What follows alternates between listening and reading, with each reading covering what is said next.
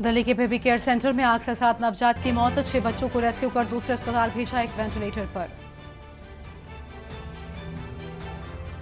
Rajkot game zone हादसे में अब तक 28 की मौत, मरने वालों में 12 बच्चे। चश्मदीद बोला 30 सेकंड में आग फैली, शवों को पहचानना हुआ मुश्किल। शाहजहांपुर में बस पर डंपर पलटा, 12 की मौत। श्रद्धालुओं से भरी बस सीतापुर से पूनागिरी जा रही थी, ढाबे पर रुकी थी कि तभी डंपर ने टक्कर मारी। पीएम मोदी का आज यूपी दौरा, प्रधानमंत्री मोदी की मिर्जापुर, मऊ, देवरिया में चुनावी जनसभा, बीजेपी प्रत्याशी के समर्थन में करेंगे जनसभा। सीएम योगी का आज 3 जिलों में दौरा, सीएम योगी की चंदौली, गाजीपुर, गोरखपुर में जनसभा, पीएम मोदी की जनसभा में भी होंगे शामिल। 6 राज्यों में लू का रेड अलर्ट, राजस्थान में 3 दिन में 19 मौतें, देश में 240 गीगावाट पहुंची बिजली की मांग। आप देख रहे हैं के न्यूज, खबरों का सारथी। नमस्कार, आप देख रहे हैं के न्यूज इंडिया, मैं हूं आपके साथ गरिमा वाजपेयी। बात करते हैं उस हादसे की जिसने सभी का दिल दहला दिया है। दरअसल जिस तरीके से आग में बच्चे अपनी जान गंवा बैठे, इस हादसे से हर कोई सहम गया है। गुजरात के राजकोट शहर में टीआरपी गेम जोन में शनिवार को हुए आग हादसे में मरने वालों की संख्या बढ़ने की आशंका बनी हुई है। अभी तक जितनी जान गई है उसमें बच्चे भी शामिल हैं। ये रिपोर्ट देखिए। गुजरात के राजकोट शहर में टीआरपी गेम जोन में शनिवार को हुए आग हादसे में मरने वालों की संख्या बढ़ने की आशंका बनी हुई है। अभी तक जितनी जान गई है उनमें बच्चे भी शामिल हैं। गेमिंग जोन को धातु और फाइबर शीट से बनाया गया था, इस वजह से आग तेजी से फैल गई। 3.5 पौने 4 घंटा आग बुझाने में हो गया। उसके बाद एक कैजुअल्टी ढूंढने के लिए निकल गए थे। सब पूरा टीम ये साइड भी था और वो साइड भी, दोनों साइड में से। ये कोने से निकली है कैजुअल्टी, वो साइड से निकली, यहीं से कम 7 से 8 निकली है और वो साइड से 10-12। और पूरा स्टाफ यानी 70 के आसपास हमारा स्टाफ भी आ गया कि जिसको भी जहां मैसेज मिला, जो ड्यूटी पे नहीं था वो भी स्टाफ यहां आया और हमने आग बुझाने की कामगिरी स्टार्ट की। कामगिरी में हमको यहां कोई टीआरपी का अभी तक हमको कोई बंदा मिला ही नहीं था और दूसरी चीज़ कि हमको अंदर कितने आदमी वो भी पता नहीं थे। और हम आए तब पूरा स्ट्रक्चर वो सब कुछ यानी कोलैप्स का, क्योंकि पूरा जो टीआरपी गेम जोन था वो जो लोखंड के यानी आयरन के वो स्टील के स्ट्रक्चर के ऊपर था। हादसे के बाद पुलिस ने टीआरपी गेम जोन के मालिक और मैनेजर को हिरासत में ले लिया है। आगे की जांच के लिए राज्य सरकार ने एसआईटी का गठन कर दिया है। इन सबकी एक शीट है जो अभी शुरू से काम करेगी। किस डिपार्टमेंट में क्या क्या किया गया है उसकी पूरी तहकीकात हुई और क्या कौन जिम्मेदार है, क्या गलतियां हुई है, फ्यूचर में ऐसा बनाव नहीं बने उसके लिए क्या करना चाहिए, ये सारी चीज़ों को हम पूरी तह तक जाके उसकी पूरी तहकीकात करेंगे।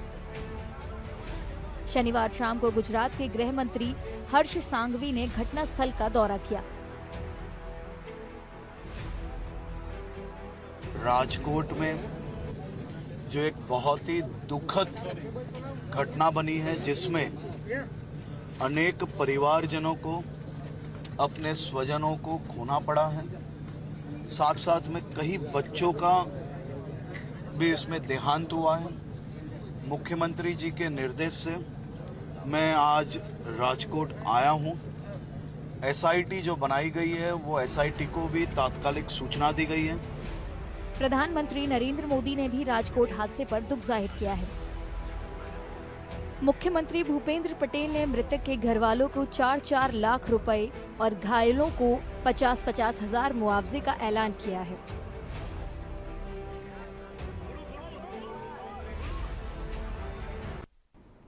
बीते 24 घंटे में राजधानी दिल्ली और गुजरात से 2 दिल दहला देने वाली घटनाएं सामने आई हैं। दोनों जगह आग का ऐसा तांडव देखने को मिला कि करीब 35 लोगों के झुलसने से मौत हो गई, जिसमें बच्चे भी शामिल हैं। गुजरात के राजकोट में एक शॉपिंग मॉल में बने गेमिंग जोन में शनिवार की शाम भीषण आग लग गई, जिसमें 12 बच्चे सहित कम से कम 28 लोगों की मौत हो गई। इस भीषण घटना को लेकर कई चौंकाने वाले खुलासे हो रहे हैं, जो सुरक्षा को लेकर गंभीर सवाल भी खड़े करते हैं। ये रिपोर्ट देखिए।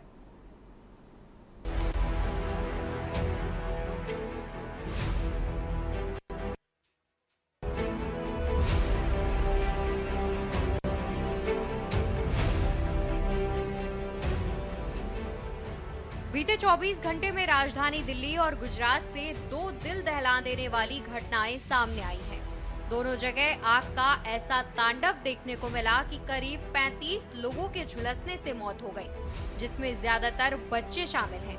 हालांकि मौत का यह आंकड़ा बढ़ सकता है। बता दें कि शनिवार रात दिल्ली के विवेक विहार में एक बच्चों के अस्पताल में आग लग गई। हादसे के समय अस्पताल में 12 बच्चे थे, जिनमें से 7 की मौत हो गई। वहीं राजकोट में गेमिंग जोन में आग लगने से 27 लोगों की मौत हो गई। इसमें 4 बच्चों की उम्र 12 साल से कम थी। दिल्ली के अस्पताल में कोहरा। विवेक विहार के न्यू बॉर्न बेबी केयर अस्पताल में शनिवार रात आग लग गई। पुलिस को इसकी सूचना रात करीब 11:30 बजे मिली। मौके पर दमकल की गाड़ियों को भेजा गया। अस्पताल के साथ साथ बगल वाली इमारत भी इसके चपेट में आ गई। दिल्ली पुलिस ने बताया कि अस्पताल के अंदर से 12 बच्चों को निकाला गया, जिसमें से 7 बच्चों की मौत हो गई। वहीं 5 बच्चे जिंदगी और मौत से जंग लड़ रहे हैं। इस घटना का वीडियो भी सामने आया है, जिससे अस्पताल में लगी आग को बुझाया जा रहा है। राजकोट में आग का तांडव। वहीं राजकोट में टीआरपी नाम के एक गेमिंग जोन में शनिवार को भीषण आग लग गई। इस हादसे में 27 लोग जिंदा जल गए। जानकारी के मुताबिक वीकेंड की वजह से लोग यहां मौज मस्ती और गेम खेलने के लिए पहुंचे थे। मृतकों में 12 साल से कम उम्र के 4 बच्चे शामिल हैं। 4:30 बजे के आसपास कंट्रोल रूम में फ़ोन आया था कि एक गेम जोन है टीआरपी करके, वहाँ पे आग लगी है। तुरंत फायर ब्रिगेड की गाड़ियाँ वहाँ पहुँची, तुरंत वहाँ पे एम्बुलेंसेस पहुँची और आग को बुझाया गया। आग जो है अभी भी उसमें धुआं निकल रहा है, तो अब जो स्ट्रक्चर कोलैप्स हुआ है उसके अंदर से जो मलबा है उसको निकाला जा रहा है। अभी तक 16 डेथ का फिगर मिला है, पर ये संख्या कंफर्म की जा रही है। पुलिस ने गेम जोन के मैनेजर को पकड़ लिया है। वहीं राज्य सरकार ने इस अग्निकांड की जांच के लिए एसआईटी गठित की है।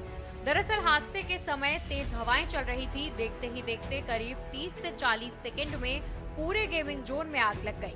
आग पर काबू पाने में 6 घंटे से भी ज्यादा का समय लग गया। इस घटना पर प्रधानमंत्री नरेंद्र मोदी ने भी दुख जताया है।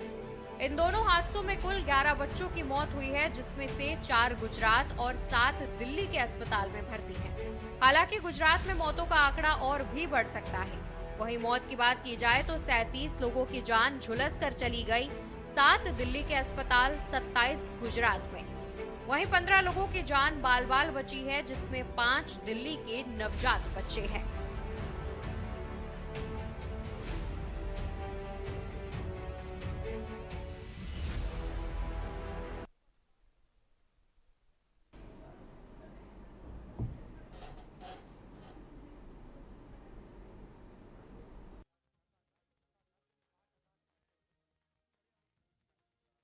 दिल्ली के विवेक विहार थाना अंतर्गत न्यू बेबी केयर सेंटर में लगे भीषण आग लगने से 7 नवजात बच्चों की जलकर मौत हो गई। बताया जा रहा है कि लगभग अस्पताल में 12 बच्चे थे, जिसमें से 7 बच्चों की मौत हो चुकी है। बाकी 5 बच्चे जीटीबी हॉस्पिटल में जिंदगी और मौत की जंग लड़ रहे हैं। आसपास के लोगों ने कहा कि ऑक्सीजन के सिलेंडर का रिफिल करने का काम काफी समय से यहाँ पर किया जा रहा था। कई बार शिकायत देने के बावजूद भी कोई कार्रवाई नहीं हुई, जिसका नतीजा इतना सामने आया है।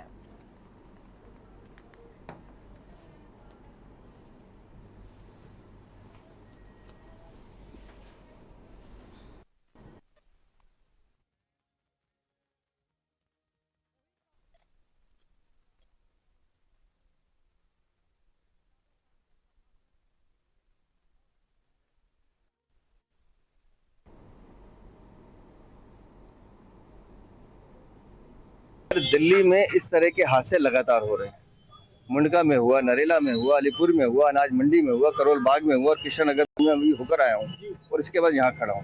और दिल्ली सरकार आके मुंह के बैठी है। हर बार जांच की बात करते हैं और जांच के नाम पे फिर पैसा वसूला जाता है और जांच ठंडे बस्ते में डाल दी जाती है। मेरा मानना यह है कि इस तरह की घटनाओं से सबक लेने की जरूरत है। इन 7 बच्चों का क्या कसूर था जिन्होंने आंखें भी नहीं खोली थी और वो ऐसे में चले गए। इनकी हत्या हुई है। ये ये घटना नहीं है, ये हत्या है और जो इसके लिए दोषी है उनके खिलाफ कड़ी कार्रवाई करनी चाहिए। सर जैसे ही मुझे पता लगा, चूंकि मेरा घर जो पास में है तो मेरे सारे यहाँ विवेक विहार के लोग भी साथ उपस्थित थे, तो हम आए, पता लगा विस्फोट हो गया। अब ये नहीं पता विस्फोट क्या हुआ है। यहाँ 4 विस्फोट हो चुके थे और उसमें हमने जब देखा तो आगे ये शमशान बन चुका था। सुन लो, ये शमशान बन गया था। हमने कहा रास्ता कहाँ है, लोगों को कैसे निकालें? तो कह रहे पीछे चले जाओ। पीछे गए तो शीशा था, कोई दरवाजा नहीं, कुछ नहीं। तो शीशा तोड़ के सीढ़ी लगा के हम लोग ऊपर चढ़े। ऊपर जाके एक एक करके बच्चे निकाले, 12 बच्चे बाहर निकाले, जिनको हॉस्पिटल में ले गए हम एडवांस ICU में D237 में। और पता लगा 6 मर चुके हैं। पूर्वी दिल्ली के विवेक विहार इलाके में खड़ा हूँ और सबसे बड़ी बात यह है कि ये जो बेबी केयर सेंटर था जिसमें रात आग लगी है, बताया जा रहा है कि यहाँ पर गैस के सिलेंडर रिफिल होते थे, ऊपर अस्पताल था। लेकिन सबसे बड़ी बात यह है कि अस्पताल में इस तरीके की गतिविधि होना कहीं ना कहीं पुलिस प्रशासन पर सवाल या निशान खड़ा करता है। जो कंपनी यहाँ पर गैस के सिलेंडर रिफिल कर रही थी वो दिलशाद गार्डन की बताई जा रही है। और सबसे अहम बात मैं आपको बता दूं कि ऊपर बेबी केयर सेंटर था जिसमें 1 से 12 दिन के मात्र जो न्यू बॉर्न बच्चे थे वो थे। और उनमें जिस तरीके से ये घटना रात को लगभग 11 बजे के आसपास, उसमें लगभग 6 बच्चों की मौत हो चुकी है। उसके अलावा कई बच्चे अभी जिंदगी और मौत की जंग पास के ही एक अस्पताल में लड़ रहे हैं। देखने वाली बात यह है कि जब ये सिलेंडर रोजाना यहाँ पर रिफिल होते थे या ये कहें इस तरीके की गतिविधि होती थी तो पुलिस प्रशासन को क्या इस काम की भनक तक नहीं लगी, ये अपने आप में एक बड़ा सवाल है। मैं परवेश शर्मा, के न्यूज इंडिया। और अगली खबर आपको हम लखीमपुर से बताते हैं। इस बीच लखीमपुर से एक अहम जानकारी सामने आ रही है, जहां पर लखीमपुर में आपको बता दें कि भीषण हादसा हो गया। तेज रफ्तार ने 4 लोगों की जान ले ली है। लखीमपुर से खबर आपको हम बता रहे हैं, 7 लोग गंभीर रूप से घायल हो गए हैं। रोडवेज बस और टाटा मैजिक में भिड़ंत हो गई है। बड़ी जानकारी आपको हम बता रहे हैं। चहमलपुर के पास हुआ भीषण सड़क हादसा।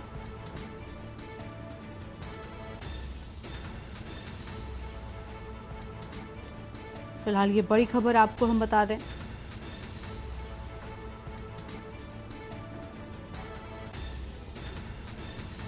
लखीमपुर खीरी में भीषण सड़क हादसा हुआ। तेज रफ्तार ने 4 लोगों की जान ली है।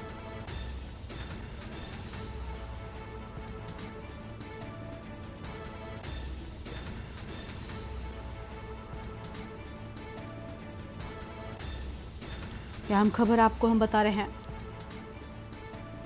सूचना पाकर मौके पर पहुंची है पुलिस। सभी घायलों को इलाज के लिए अस्पताल भेजा गया है। बहराइच रोड पर शहमलपुर के पास का ये पूरा मामला है। बड़ी जानकारी आपको हम बता दें।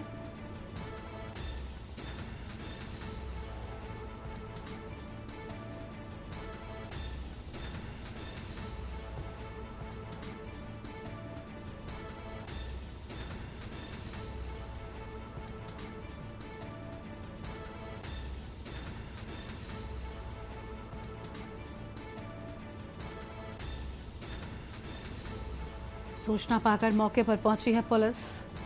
लखीमपुर में भीषण सड़क हादसा, सभी घायलों को इलाज के लिए अस्पताल भेजा गया है। बहराइच रोड पर चैमलपुर के पास का मामला है। इसी खबर पर अधिक अपडेट के लिए विनीत कुमार हमारे साथ में जुड़ चुके हैं। विनीत, लखीमपुर खीरी में भीषण सड़क हादसा हो गया, क्या तेज रफ्तार के चलते ये हादसा हुआ? और बताया जा रहा है 4 लोगों की जान चली गई है। मैं आपको बता दें, लखीमपुर खीरी में जो है ये जो आज सड़क हादसा हुआ ये ओवरटेक और तेज रफ्तार के कारण हुआ। जहां रोडवेज बस ओवरटेक करते हुए निकल रही थी और सामने से आ रही मैजिक में भिड़ गई, यानी आमने सामने भिड़ंत हो गई, जिसमें 4 लोगों की सड़क हादसे में मौत हो गई तो वहीं 7 लोग गंभीर रूप से घायल हैं। बिल्कुल, क्या परिजनों को मृतकों के सूचित किया गया है? और जो लोग इस हादसे में घायल हुए, क्या इनको ठीक तरीके से इलाज मिल पा रहा है? अस्पताल पहुंचाया गया क्या इन सभी को? सूचना मिलते ही DM और SP मौके पर पहुंचे हैं। सभी घायलों को इलाज के लिए जो जिला अस्पताल भेजा गया है और मृतकों की शिनाख्त कर उनके परिजनों को सूचना दी जा रही है। बता दें कि इसमें 3 लोगों की स्थितियां गंभीर बनी हुई है, जिन्हें इलाज के लिए जो है लखनऊ ट्रामा सेंटर के लिए रेफर किया गया है। गरिमा, ठीक है, बहुत शुक्रिया विनीत आपका हमारे साथ जुड़ने के लिए और अहम जानकारी साझा करने के लिए। तो ये बड़ी जानकारी आपको हम बता रहे हैं।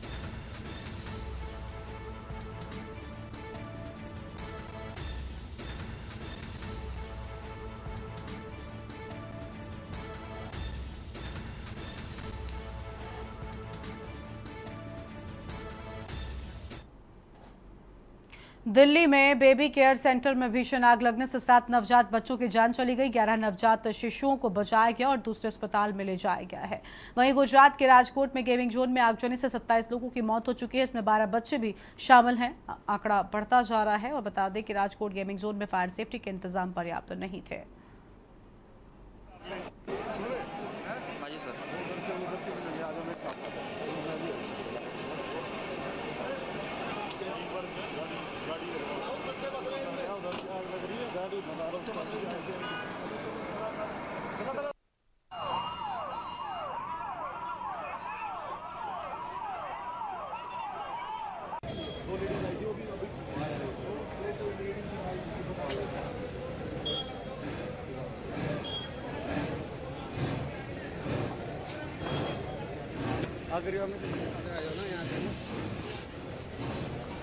आगे मत बस।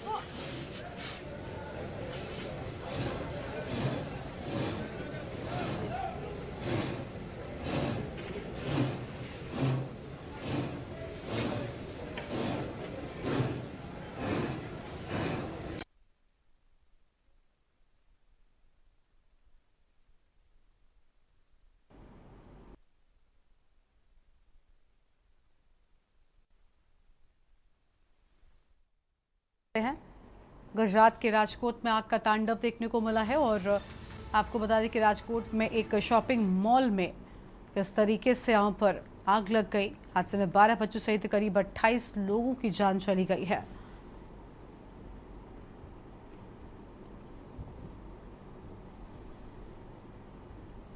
और आग का बवंडर देखने को मिला। दिल्ली में भी हादसा हुआ।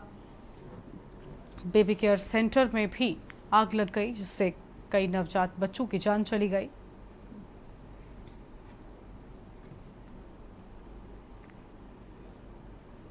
गुजरात के राजकोट में एक टीआरपी गेमिंग जोन में भीषण आग लगने से 9 बच्चे सहित 28 लोगों की मौत हो गई। इस अग्निकांड से सुरक्षा मानकों पर गंभीर सवाल खड़े हो गए हैं। इस हादसे के बाद से पूरे देश प्रदेश के गेमिंग जोन सहित अन्य जगह पर हलचल भी मच गई है और इसी के चलते कानपुर में ऐसी घटना ना हो इसके लिए बच्चों के गेमिंग जोन में सुरक्षा व्यवस्था के लिए क्या खास इंतजाम किए गए हैं, इस पर के न्यूज संवाददाता सारिका गुप्ता ने ग्राउंड जीरो पर रिपोर्ट की है। आपको बता दें कि कानपुर के सबसे बड़े मॉल जेड स्क्वायर में भी फन सिटी, मोगाम्बो, टेम्पोलिन सहित कई गेमिंग जोन संचालित हो रहे हैं। फन सिटी में आग जैसी घटनाएं न हो, साथ ही अप्रिय घटनाओं से निपटने के लिए सुरक्षा के क्या इंतजाम है उसका जायजा लिया है के न्यूज इंडिया की टीम ने। गुजरात के राजकोट और दिल्ली हेल्थ सेंटर में हुए अग्निकांड के बाद पूरे देश भर में हलचल मच गई है। जितने भी बच्चों को लेकर गेमिंग पॉइंट है उनमें अब सुरक्षा मानकों को चेक करा जा रहा है। कानपुर में भी जेड स्क्वायर जो मॉल है वहां पर हम पहुंच चुके हैं और आपको दिखा दें क्या व्यवस्थाएं हैं यहाँ पर। मॉल के अंदर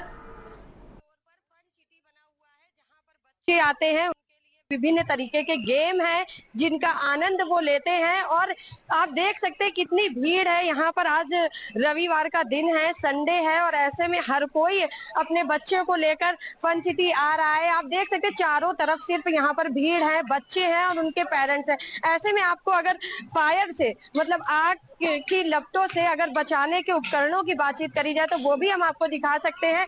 इस पूरे फन सिटी परिसर में लगभग 12 से अधिक सिलेंडर है जो लगाए गए हैं।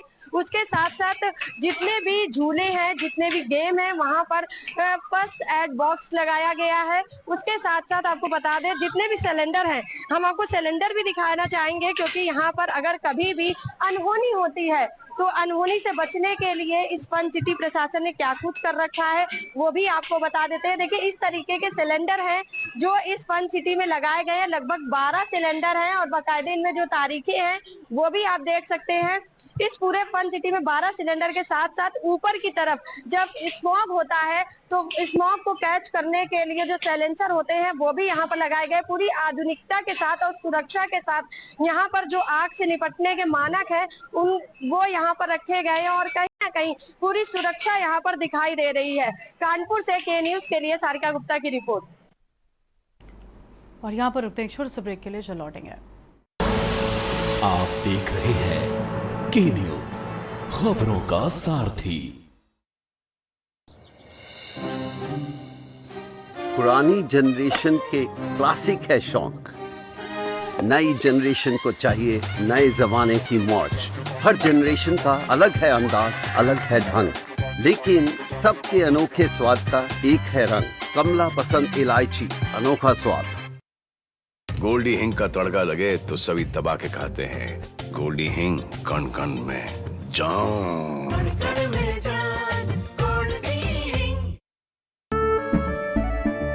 केसरिया से मन जोगी हुआ रे, दिल झूमे देखो मतवारा हुआ रे। केसरिया से मन जोगी हुआ। हर पल मनाओ केसरी त्योहार। विमल, बोलो जुबान केसरी। आप देख रहे हैं के न्यूज, खबरों का सारथी।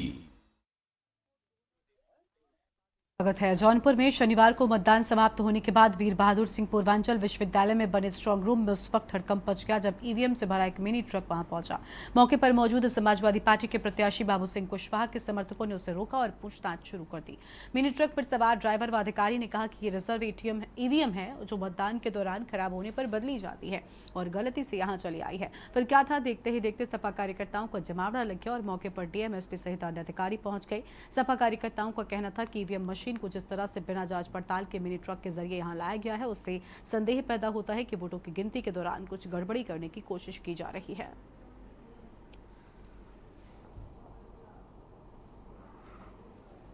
ये क्या मामला है?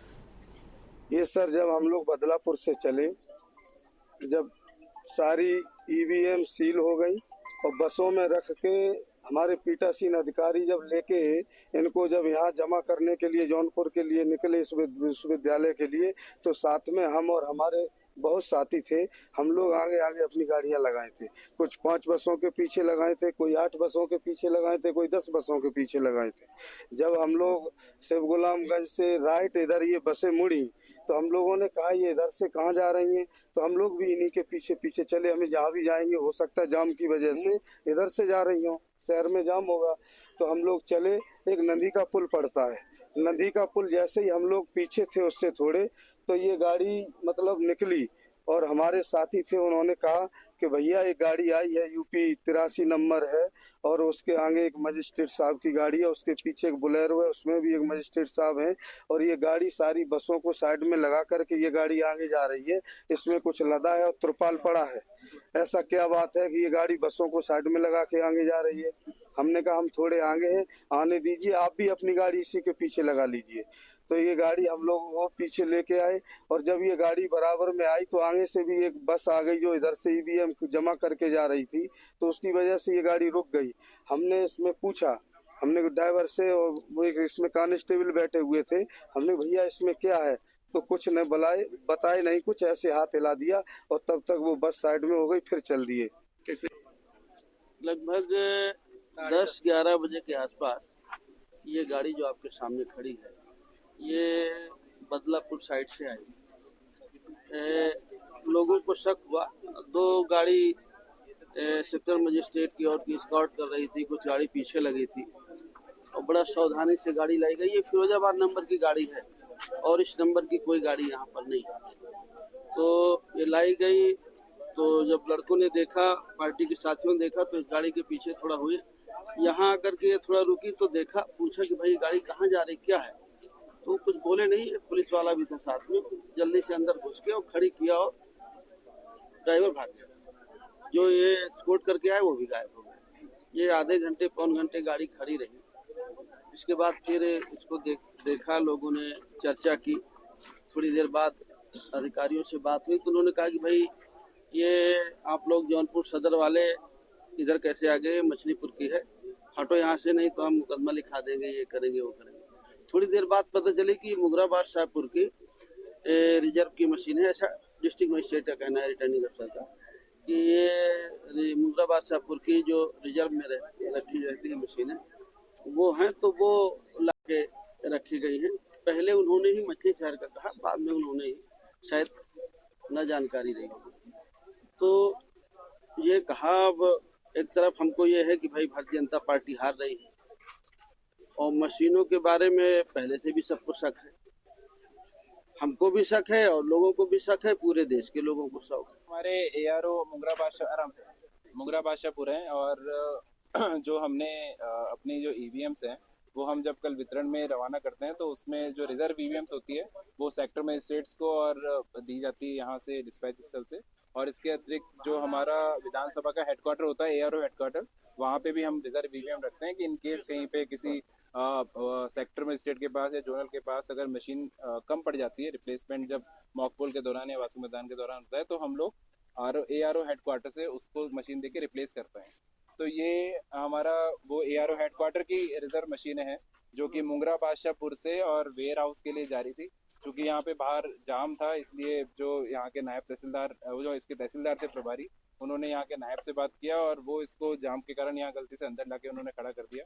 इसको लेके हमारे जो समाजवादी पार्टी के जो प्रत्याशी थे और उनके जो यहाँ पे लोग थे, तो उन्होंने उसको लेके ऑब्जेक्शन किया था कि तभी यहाँ पे कैसे आ गई, और उसको लेके उन्होंने स्थिति स्पष्ट करने के लिए कहा था। तो हमने सारी हमारी स्ट्रांग रूम सील हो गए हैं। उसके बाद में अभी जो रिजर्व ईवीएम की लिस्ट हम सारे प्रत्याशियों को देते हैं अलग अलग चरण में, जब रेंडमाइजेशन होता है उसके बाद भी, जब हमारा कमिश्निंग होती है उसमें जो खराब होती है तो उसके बाद की भी जो रिप्लेस हो जाती है वो भी हम आपको लिस्ट देते हैं। और इसके बाद जब कल वितरण हुआ है उसमें भी जो मशीन खराब होती है उसके बारे में सूचना देता हूँ। तो लिस्ट आपके पास थी, उससे हमने अभी सत्यापन उनको करा दिया है, रैंडम सत्यापन। अब वो संतुष्ट है। अभी यहाँ से ट्रक जो है हमारा कलेक्टेड वेयर हाउस में जाके जौनपुर यानी कल छठा चरण में मतदान हुआ है और छठे चरण के मतदान के बाद जो है पीठासीन अधिकारी सभी ने जो है 6 बजे के बाद अपने ईवीएम को लेकर के जो है मतगणना स्थल पर स्ट्रांग रूम में जमा कराते हैं। उसके बाद एक नाटकीय घटनाक्रम होता है। उसके बाद जो है सपा कार्यकर्ताओं का भारी बवाल काटते हैं और उसके पश्चात जो है वह प्रत्याशी बाबू सिंह कुशवाहा व जो है लकी यादव विधायक और पंकज पटेल विधायक, ये सब जो है वहां जा करके जो है और तमाम जिला निर्वाचन अधिकारी, तमाम लोगों के बातचीत होती है। क्या होता है, क्या घटनाक्रम था, हमारे साथ बातचीत के लिए जो है मंडली के विधायक लकी यादव मौजूद है। हम जानेंगे कि कल का क्या घटनाक्रम था। जी नमस्कार जी, ये कल हमको जानकारी मिली जब वोटिंग के बाद हम लोग क्षेत्र से लौटे। रात में करीब 11:30 पौने 12 बजे हम लोग को घटना मिली। वहाँ जो कार्यकर्ता थे या जो हमारे एजेंट लोग थे जो पेटी ईवीएम जमा करा रहे थे स्ट्रांग रूम में, तो उनके थ्रू ये जानकारी हुई कि भैया एक गाड़ी आई है जिसमें ईवीएम लदी हुई है। तो फिर ये जानकारी मिलने के बाद तो प्रत्याशी के भाई ने मुझे फ़ोन करके बताया। फिर इसके बाद प्रत्याशी जी भी वहाँ पहुँचे, मैं भी पहुँचा। तो वहाँ पहुँचने के बाद मैंने बात किया सीडीओ साहब से, डीएम साहब से मैंने बात किया। तो मैंने यही पूछा कि ये ईवीएम कहाँ से आ रही है। तो उन्होंने बताया कि ये मुंगरा बादशाहपुर की ईवीएम एक्स्ट्रा ईवीएम है जो स्ट्रांग रूम जानी थी, जाम के नाते फिर ये यहाँ पे चले आए। तो मैंने यही उनसे सवाल किया कि सर इसका कोई रिकॉर्ड होगा, ये रिकॉर्ड हमको दिखा दीजिए। जो ड्राइवर चला रहा था और जो इसको लेके आए हैं, क्योंकि निर्वाचन आयोग का सख्त निर्देश है कि अगर ईवीएम कहीं इधर से उधर शिफ्ट की जाती है तो प्रोटोकॉल के तहत शिफ्ट की जाएगी, उसमें पूरा सुरक्षा के बीच वो शिफ्ट करेगी। लेकिन ये गाड़ी अकेले यहाँ कैसे पहुँच गई, ये जानकारी हम लोग को दीजिए। तो उन्होंने सीडीओ साहब ने मुझसे कहा कि मैं आपको इस जितनी भी ईवीएम ये एक्स्ट्रा की हैं, मैं आपको इसका फोटोकॉपी नंबर देता हूँ, जो जिस सीरियल की है फोटोकॉपी देता हूँ, हमको मंगाइए सर। 3 घंटा बीत गया, अब फोटोकॉपी हम लोग को नहीं मिल पाई और कुछ ऐसा हो भी नहीं सका। फिर हम लोग बैठे रहे, करीब 3:45 साढ़े 3 पौने 4 बजे डीएम साहब आते हैं। फिर वो कहते हैं कि आप लोग मशीन चेक करा लीजिए। मोबाइल के थ्रू वो दिखाते हैं, मोबाइल में वो दिखाते हैं कि देखिए इस ईवीएम की नंबर है। फिर हम लोग देखते हैं तो फिर एक ईवीएम निकाल के जो सबसे आगे बक्सा रखा था उसके में एक ईवीएम निकाल के वो दिखाते हैं और उसमें सब हो रहता है। फिर डीएम साहब जल्दी में, और कप्तान साहब भी थे, ये लोग कहते हैं हाँ हो गया, फिर पैक करा के पूरी गाड़ी लेके चले जाते हैं ये लोग। क्या आशंका लगती है कि क्या ईवीएम बदला जा रहा था? क्योंकि कार्यकर्ताओं ने कहा कि हमने इस गाड़ी का पीछा किया और पीछा करने के बाद ये गाड़ी जो है अब बड़ी तेजी से आई है और मतगणना स्थल पे जाती है, उसके बाद वहां से ड्राइवर भाग जाता है। इसमें क्या सच्चाई है? ये भारतीय जनता पार्टी के लोग हताश हो चुके हैं। हमारे साथ बातचीत करने के लिए जिला निर्वाचन अधिकारी जो रविंद्र कुमार सर हैं। सर से जानेंगे कल कुछ घटनाक्रम हुए हैं जो है मतगणना स्थल पर, क्या था सर मामला पूरा? देखिए, जो मुंगरा बादशाहपुर हमारी विधानसभा है और उसमें जो रिजर्व ईवीएम होती है, प्रत्येक विधानसभा में जो हम लोग जब मतदान के लिए टीम्स जाती है, प्रिसाइडिंग ऑफिसर्स को हम लोग ईवीएम देते हैं। इसके अतिरिक्त सेक्टर मजिस्ट्रेट को रिजर्व ईवीएम देते हैं, जोनल मजिस्ट्रेट को देते हैं और एआरओ को देते हैं, ताकि जो मॉक पोल के दौरान और वास्तविक मतदान के दौरान जितनी मशीनें खराब होती हैं उनको रिप्लेस किया जा सके, तो बैकअप के लिए वो होती है। और जितनी मशीनें जो यूज़ हो जाती हैं उनको पीटासीन जमा कराते हैं, और बाकी जो अनपोल्ड रिजर्व मशीनें होती है उनको ARO ला के वेयर हाउस पे जमा कराते हैं, और जो सेक्टर के पास रहती है वो सेक्टर बेसिस जमा कराते हैं। ये ARO मुंगरा बादशाहपुर की जो अनपोल्ड रिजर्व EVMs थी, तो वो लेकर आ रहे थे, तहसीलदार मछली शहर नामित हुए थे इसके लिए, और वो उसको कलेक्ट्रेट स्थित वेयर हाउस लेकर आ रहे थे, क्योंकि वहाँ पे अत्यधिक जाम था। और फिर वो वहाँ पे कुछ लोग इकट्ठा होके वो वहाँ पे उनसे सवाल पूछने लगे कि EVM को कहाँ लेकर जा रहे हो, क्योंकि यूनिवर्सिटी कैंपस के वो पास भी थे, इसलिए पूरे सुरक्षा बल लेने के लिए वो यूनिवर्सिटी कैंपस की पार्किंग में गए। वहाँ पे उन्होंने उच्चाधिकारी को अवगत कराया। हमने भी जो समाजवादी पार्टी के प्रत्याशी थे वो भी आए थे और उनके समर्थक थे। उन सबको, चूँकि हम लोग जब भी EVM का रेडमाइजेशन करते हैं, प्रत्येक उसकी सूचना सारे प्रत्याशियों को देते हैं, तो उनके पास वो पूरी लिस्ट थी जो हमने रिजर्व EVMs की उनको सूचना दे रखी थी। उनके पास रिसीविंग भी हमारे पास थी, उन्होंने उसका मिलान उससे कर लिया, उस पर सभी पे रिजर्व स्टिकर का टैग भी चिपका हुआ था, उन्होंने नंबरों का मिलान किया, वो संतुष्ट हो गए। उसके बाद वो चले गए और फिर कलेक्ट्रेट में वेयर हाउस में आके हमने उनको जमा किया। सर, ऐसे लोगों के द्वारा उन लोगों को कहना है कि जो है EVM का एक प्रोटोकॉल होता है कि कहाँ से कहाँ शिफ्ट, आपने कहा कि सब चीजें थी, लेकिन वो लोग अभी भी कह रहे हैं कि ये बदलने की साजिश थी। ऐसा कुछ लगता है कि चीजें बदली जा रही थी EVM। और एक चीज और है, लोग वहां से जो है जब ड्राइवर और जो वहां के जो है जोनल मजिस्ट्रेट जिनके काफिले में वो गाड़ी आ रही थी DCM, वो कहीं ना कहीं बता रहे हैं कि उसको कई बार उन लोगों ने रोका, प्रयास किया कि उससे बातचीत करने की कैसे EVM है, तो वो लोग कुछ बताए नहीं और वहां से भाग गए छोड़ के। वो ज्यादा भीड़ थी, कौन क्या कह रहा है वो तो हमको नहीं पता। ये तहसीलदार की जिम्मेदारी, जोनल मजिस्ट्रेट की नहीं थी। तहसीलदार वहाँ पे थे और वो ही उसको एस्कॉर्ट करते हुए लेकर आ रहे थे, उनकी जिम्मेदारी थी, तहसीलदार मछली शहर की। तो वो लेकर आ रहे थे और उसके बाद में हम लोग भी पहुँच गए। हमने एक एक व्यक्ति को उसमें ब्रीफ कर दिया।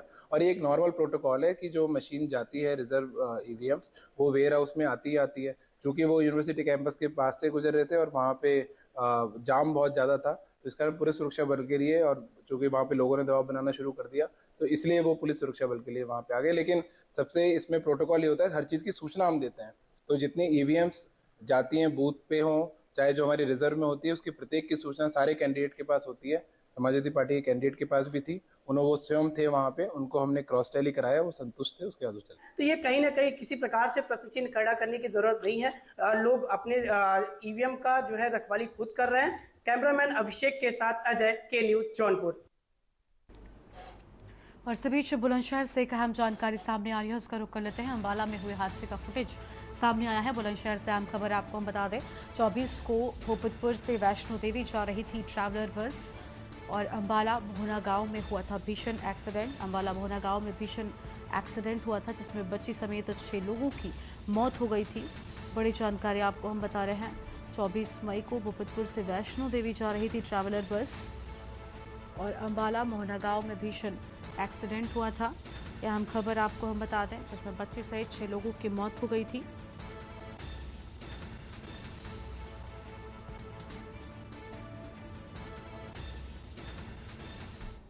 और ये तस्वीरें आपको हम दिखा रहे हैं, आप देखिए किस तरीके से यहाँ पर एक भीषण हादसा हुआ था।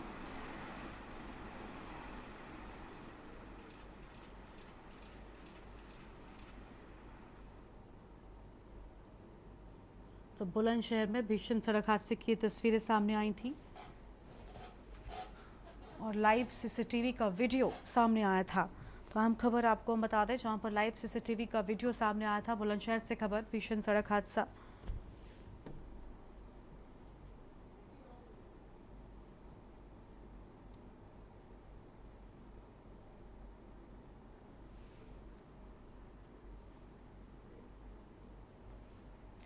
और यहाँ पर रुकते एक छोटे से ब्रेक के लिए चल लौटेंगे। ब्रेक के बाद आप सभी का स्वागत है। सीतापुर से पूर्णागिरी जा रही बस पलट गई। बस में करीब 80 यात्री यात्रा कर रहे थे। खड़ी बस में बजरी से भरे ट्रक ने टक्कर मार दी और इस हादसे में 15 लोगों की जान चली गई है। घायलों को कुटार CHC में भर्ती कराया गया है। कमलापुर थाना क्षेत्र के रहने वाले सभी लोग पूर्णागिरी जा रहे थे। सीतापुर के श्रद्धालु थाना सधौली क्षेत्र के गाँव में मातम पसरा हुआ है। मौके पर पहुंची है के न्यूज की टीम।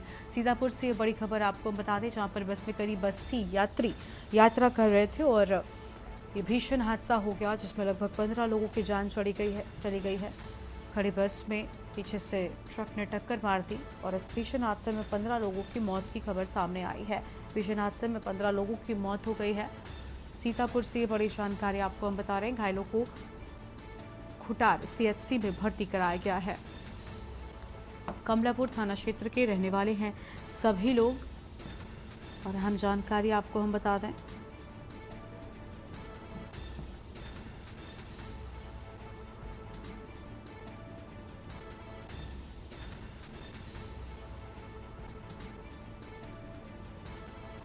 फिलहाल ये बड़ी खबर आपको हम बता रहे हैं।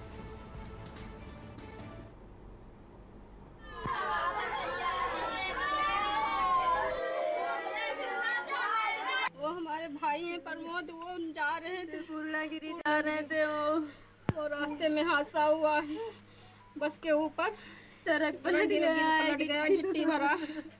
वहाँ से कितने लोग पूर्णागिरी जा रहे थे। कितने लोग थे इस गांव के? इस गांव के कितने लोग थे? 83 लोग। 83 लोग हैं। 83 लोग थे। लगभग कितने लोग अभी तक एक्सपायर हुए हैं? एक्सपायर हुए हैं कम से कम 15-20 का एक्सपायर हुए हैं। 20 थे। हाँ, बाजी तो पूरा परिवार गया है। हमारा भाई गया है और पोता वो उनका छोटा लड़का था, उसको फेंक दिया बस से, तो वो बच गया है, लेकिन चोट उसको भी आई गई। फोन आए तो हमारे भैया मिला रहे थे, उठा नहीं रहे थे। मिला रहे थे फोन तो पता चला कि वो ट्रक पलट गया है उसके ऊपर, बस के ऊपर। कितने लोग थे इस गांव के? गांव के लगभग थे 70-75 लोग थे। यहाँ से 15-20 लोगों की अभी तक बताए जा रहा कि मृत्यु हुई है। यहाँ सिधौली से बैठे थे और चले गए, वहाँ रुके, शाहजहां के होटल था वहाँ पे, तो खाना वाना खा रहे थे। आगे बढ़ो। खाना वाना खा रहे थे सब लोग और सहता रहे थे। वहाँ से डंपर आया मिट्टी वाला, वो सबको बस खड़ी थी, उधर से आया डंपर, सबको उड़ा के। कितने लोग थे? लमसम लोग इसमें थे 80 बच्चे मिला के। तुम्हारे गांव के कितने लोग थे? हमारे गांव के लमसम 65 लोग थे और रिश्तेदार कुछ थे कोहनतंत्र के गांव के। कितने लोगों की मौत हुई? मौत लमसम 15 लोगों की हो गई। नहीं, 12 लोगों बताई। 12 लोग। तो अब बाकी मेरे हम जो जैसे जानते 12 लोग इधर लोग, बाकी घायल हुए हैं कम से कम 6-7 लोग। आप किस गाँव से? हम बड़ा जठा से हैं। और अगली खबर आपको हम दिल्ली से बताते हैं। दिल्ली से बड़ी जानकारी आपको बता दें, जहां पर लगातार आग से दहकती दिल्ली से बड़ी जानकारी कि श्रीनगर की एक इमारत में आग लग गई। तो दिल्ली से बड़ी खबर आपको हम बता रहे हैं। देखिए, हादसे में 3 लोगों की मौत हो गई है जबकि 3 लोग घायल हो गए हैं। तो आग में दहकती दिल्ली की अलग अलग तस्वीर आपको हम दिखा रहे हैं। DFS यूनिट में आपको बता दें कि अहम खबर सामने आई है, लगातार आग से दहकती दिल्ली। देखिए, कल जिस तरीके से तरफ राजकोट में हादसा हुआ, दूसरी ओर दिल्ली में बेबी केयर सेंटर में आग के चलते बच्चों की जान चली गई। और अब दिल्ली में एक और आग की ये वारदात सामने आई है। 3 लोगों की मौत हो गई है, 3 लोगों के घायल होने की बात सामने आई है। DFS यूनिट ने 7 लोगों को सुरक्षित बचा लिया है। हालांकि 7 लोग सुरक्षित बचाए गए हैं, लेकिन यहाँ पर कुछ लोगों की मौत की भी खबर सामने आई है। दिल्ली से खबर, लगातार आग से दहकती दिल्ली। श्रीनगर की एक इमारत में आग लगी है। तस्वीर आपको हम दिखा रहे हैं। बेहद भीषण आग जिसमें 3 लोगों की मौत हो गई है जबकि 3 लोग घायल बताए जाते हैं। 3 लोगों की मौत हो गई है और 3 लोग घायल बताए जा रहे हैं। DFS यूनिट ने 7 लोगों को सुरक्षित बचा लिया है। बड़ी खबर आपको हम बता रहे हैं। दिल्ली से अहम जानकारी कि श्रीनगर की एक इमारत में लगी भीषण आग। तस्वीर आपकी टीवी स्क्रीन पर आपको हम दिखा रहे हैं। हादसे में 3 लोगों की मौत और 3 लोगों की घायल होने की बात सामने आई है। DFS यूनिट ने 7 लोगों को सुरक्षित बचाया है। तो DFS यूनिट ने 7 लोगों को सुरक्षित बचाया। दिल्ली से अहम खबर, लगातार आग से दहकते दिल्ली की अलग अलग तस्वीरें और लगातार दिल्ली में आग की जो खबरें सामने आ रही है, सबको परेशान करने वाली। हादसे में 3 लोगों की मौत हो गई है, 3 लोग घायल भी हो गए हैं। क्योंकि फायर ब्रिगेड की गाड़ी तुरंत ही मौके पर पहुंची है और आग पर काबू पाया गया है, लेकिन 3 लोगों की जान इस दहकती आग में चली गई। दिल्ली से बड़ी जानकारी आपको हम बता दें कि श्रीनगर की एक इमारत में आग लगी है।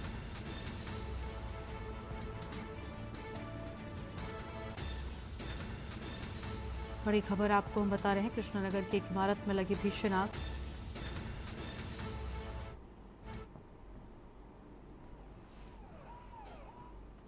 और अगली खबर अयोध्या से है, जहां पर गालीबाज दरोगा का वीडियो वायरल हुआ है। धारा प्रवाह गाली दे रहा दरोगा गोविंद अग्रवाल एक गांव में विवाद को निपटाए गए थे। दरोगा जी महिलाओं के सामने गंदी गंदी गालियां देते हुए उनका वीडियो सामने आया है। गांव के ही एक युवक ने वीडियो बनाया है। वीडियो सोशल मीडिया पर वायरल हो रहा है। थाना रौनाही के सत्तीचौरा चौकी के इंचार्ज दरोगा गोविंद, बड़ी जानकारी आपको हम बता दें, और महिलाओं के सामने दे रही गंदी गंदी गालियां।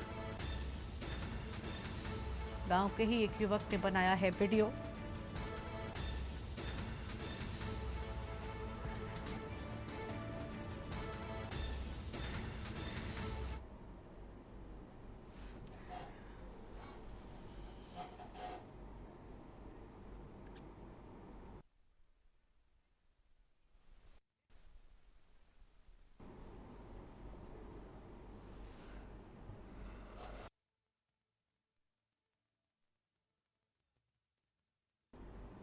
सातवें और अंतिम चरण के चुनाव के लिए सभी पार्टियों के दिग्गजों का रुख अब पूर्वांचल की ओर है। यहां अगले 2 दिन कई दिग्गज अलग अलग जिलों में जनसभाएं कर अपने पार्टी प्रत्याशी के पक्ष में माहौल बना रहे हैं। तो वहीं प्रधानमंत्री मोदी और सीएम योगी ने मिर्जापुर से चुनावी प्रचार का बिगुल फूंकते हुए जनता को संबोधित किया और विपक्ष पर जमकर निशाना भी साधा है। भाइयों और बहनों, भारत ने तीसरी बार मोदी सरकार बनाने का मन क्यों बनाया? इसका सीधा सीधा कारण है नेक नियत, नेक नीतियां और नेशन फर्स्ट, मेरा देश सबसे ऊपर, राष्ट्र निष्ठा। आप मुझे बताइए साथियों, हम अपना घर बनाते हैं और एक मिस्त्री या किसी काम करने वालों को तय करते हैं। क्या कभी कोई सामान्य मानवी भी अपना घर बनाने के लिए जो मिस्त्री रख लें, 1 महीने के लिए ये मिस्त्री काम करेगा, दूसरे महीने दूसरा मिस्त्री आएगा, तीसरे महीने तीसरा मिस्त्री आएगा, चौथे महीने चौथा मिस्त्री आएगा, तो घर बनेगा क्या? घर बनेगा क्या? जो घर बनेगा वो रहने लायक बनेगा क्या? आंखों को अच्छा लगे ऐसा बनेगा क्या? वो घर किसी को दिखाने लायक बनेगा क्या? सामान्य, ये हम सबका सौभाग्य है कि हम सबको आदरणीय मोदी जी के नेतृत्व में नए भारत का दर्शन हम कर रहे हैं। एक ऐसा भारत जो आज दुनिया की एक महाशक्ति बनने की ओर अग्रसर हुआ है। एक ऐसा भारत जो दुनिया के अंदर अपना सम्मान मजबूती के साथ बढ़ाया है। 10 वर्ष में जिस भारत ने अपनी सीमाओं को सुरक्षित किया है, 10 वर्ष के अंदर जिस भारत ने विकास के नए नए प्रतिमान स्थापित करने का काम किया है, 10 वर्ष के अंदर गरीब कल्याणकारी योजनाओं के माध्यम से चेहरा देख करके नहीं, जाति मत और मजहब देख करके नहीं, बल्कि सबका साथ और सबके विकास के मंत्र के माध्यम से 140 करोड़ जनता को परिवार मान करके भारत के विकास में उनका योगदान हो सके और भारत अपने नागरिकों के जीवन में खुशहाली ला सके, इस विश्वास के साथ कार्य किया है।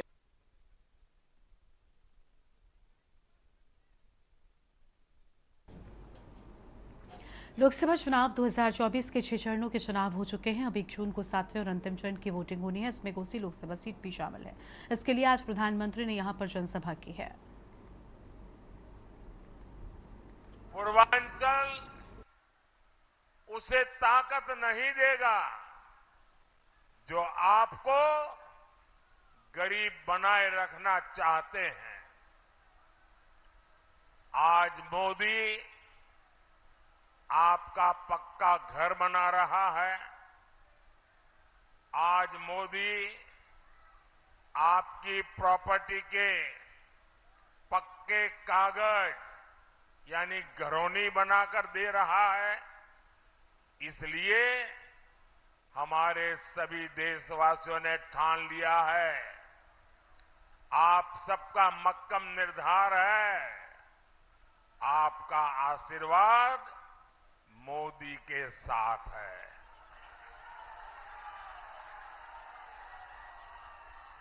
साथियों, समाजवादी पार्टी ने हमेशा साजिश के तहत पूर्वांचल को पिछड़ा बनाए रखा।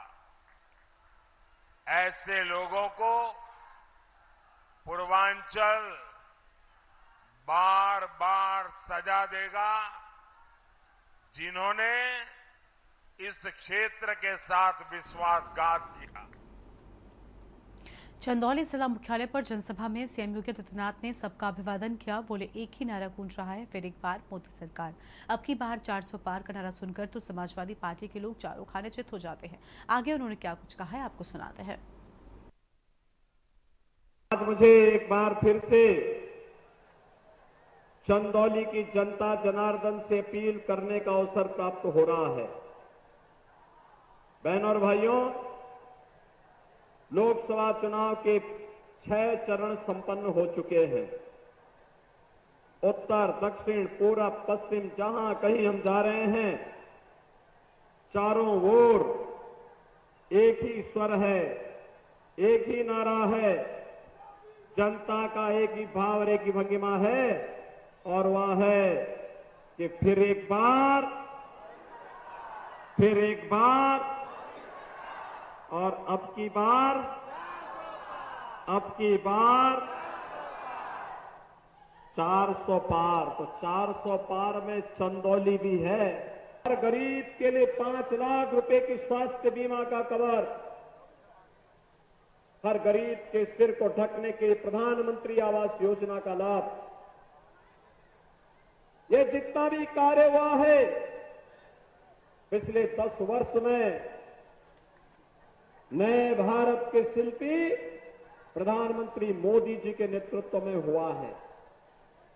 बहनों और भाइयों, मोदी है तो विकास भी है, मोदी जी है तो गरीब कल्याण भी है, मोदी जी है तो देश की सुरक्षा भी है, मोदी जी है देश का सम्मान भी है, और बहनों और भाइयों, मोदी जी है तो भारत की विरासत का संरक्षण भी है।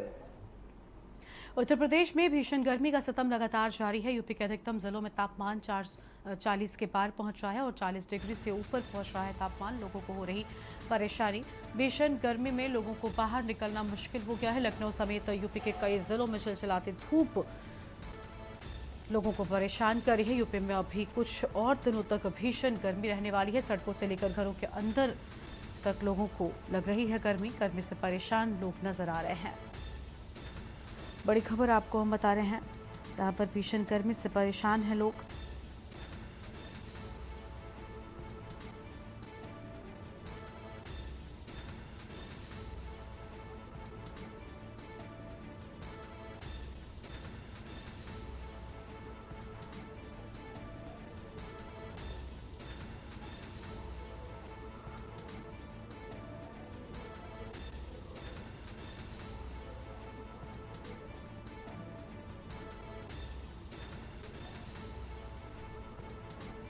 तो लखनऊ से खबर, उत्तर प्रदेश में भीषण गर्मी का सितम लगातार जारी है। यूपी के अधिकतम जिलों में तापमान 40 डिग्री के पार पहुंच रहा है। 40 डिग्री से ऊपर पहुंच रहा है तापमान। लोगों को हो रही दिक्कत।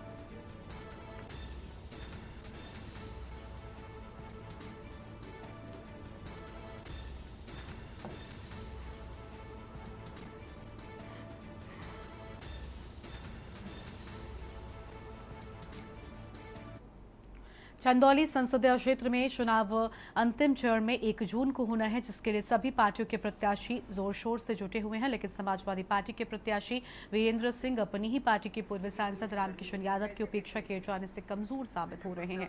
रामकिशन यादव समाजवादी पार्टी से 2009 में चंदौली के सांसद बने थे और ये भी माना जाता है कि उनके साथ सभी धर्म जाति के लोग आज भी जुड़े हुए हैं। वो जिधर चलते हैं कारवां उधर हो जाता है। उनका एक अपना व्यक्तित्व है। 2024 के चुनाव में समाजवादी पार्टी के प्रत्याशी वीरेंद्र सिंह ने अपने नामांकन में भी उनको नहीं पूछा, जिससे उनके समर्थक बेहद नाराज हैं और वो पासा पलट सकते हैं। चुनाव अंतिम चरण में है चंदौली संसदीय क्षेत्र का। देखिए, राष्ट्रीय अध्यक्ष जी की नीति है, इस पर मेरी कोई टिप्पणी नहीं। उनका हर आदेश सर माथे। उन्होंने एक दल से आदेश कराया कि आप लालगंज चले जाइए आजमगढ़ में, वहाँ पर्यवेक्षक रूप में प्रभारी रूप से काम करिए। मैं वीडियो नहीं से किया, मैं उसका वायरल नहीं किया, मैं गया चुपके से वहाँ काम किया, विधायकों से मिला, लोगों से किया। उनकी रैली सफल हुई, शिवपाल जी की रैली सफल हुई, मैं वापस आ जा गया। यहाँ संसदीय क्षेत्र में आप प्रतिनिधि रहे हैं, पूर्व सांसद हैं, सैदराजा के प्रतिनिधि रहे हैं, पूर्व विधायक हैं मनोज सिंह। उन दोनों लोगों को एक तरह से दरकिनार करके चुनाव लड़ा जा रहा है, कितना प्रभाव पड़ेगा? बहुत प्रभाव है, अच्छा प्रभाव है। हम लोगों की या किसी की बहुत ज़्यादा आवश्यकता नहीं है। ये चुनाव जनता लड़ रही है, नेता पीछे हैं।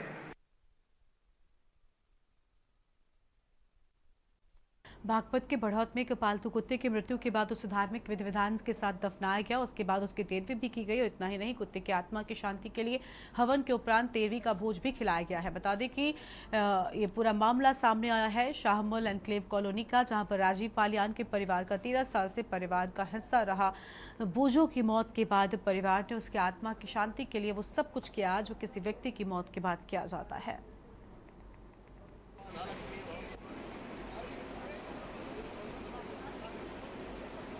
सर मैंने उसको, जब वो आया था वो 1.5 साल का था, उसको मतलब कभी इस तरह से नहीं देखा। मैंने उसको हमेशा बच्चे की तरह रखा है और बच्चे वाली ही उसको मतलब हर फीलिंग में बच्चे वाली आती है।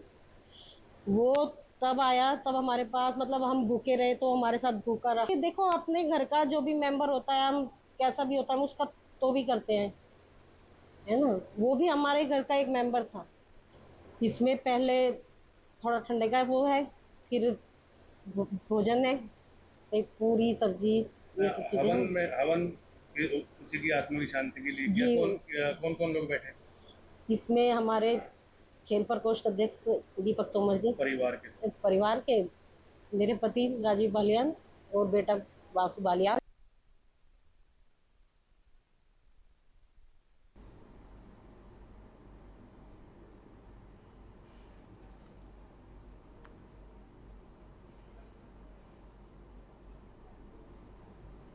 चंदौली संसदीय क्षेत्र का सकलडीहा विधानसभा भाजपा के लिए बड़ी चुनौती है और अभी तक विधानसभा के चुनाव में सकलडीहा विधानसभा से भाजपा की जीत नहीं हो पाई है, जिसको लेकर भारतीय जनता पार्टी पूरी तरह से जुटी हुई है।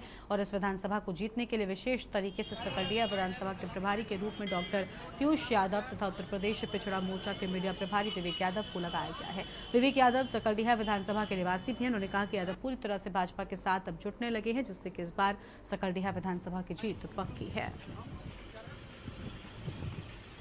जो रणनीति रही है अभी तक विधानसभा की, बहुत ही अच्छे अंतर से 2012, 17 और 22 का चुनाव हम लोग लगातार 80,000 की जनसंख्या में पहुंचने का काम किए हैं, 5,000-52,000 वोटों से।